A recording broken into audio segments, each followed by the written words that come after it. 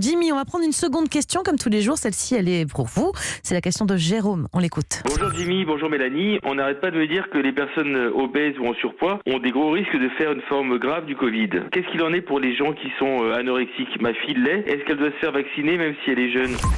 Alors Jimmy, effectivement, on a beaucoup insisté ces derniers temps sur la fragilité donc vis-à-vis du coronavirus des personnes en surpoids ou en situation d'obésité. Qu'en est-il des personnes, pour le coup, à l'inverse, très maigres, comme les personnes qui souffrent d'anorexie? Alors, dans l'état actuel des connaissances, et sauf nouveaux variants, il n'y a pas de surrisque si jamais vous êtes maigre ou si jamais vous avez de l'anorexie. En revanche, on peut imaginer que vous êtes probablement un peu plus fragile et on n'a aucune idée de la répercussion et de l'impact d'un Covid long qui peut exister même chez des jeunes.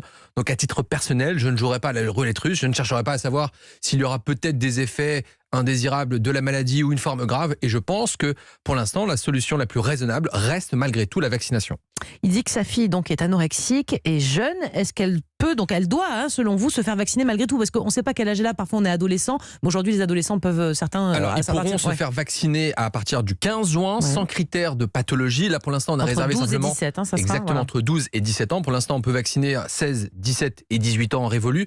Les personnes qui ont des maladies graves, des jeunes adolescents, sans l'autorisation des deux parents. Et à partir de demain, il faudra une autorisation parentale des deux parents, signée avec la présence d'un des deux parents en centre de vaccination. Donc, on va rentrer dans une nouvelle phase de vaccination et on espère à ce moment-là vaincre enfin l'épidémie, car même si les chiffres s'améliorent, elle n'est pas terminée. Alors on commence justement, vous le précisiez à l'instant, à parler de vaccination des plus jeunes.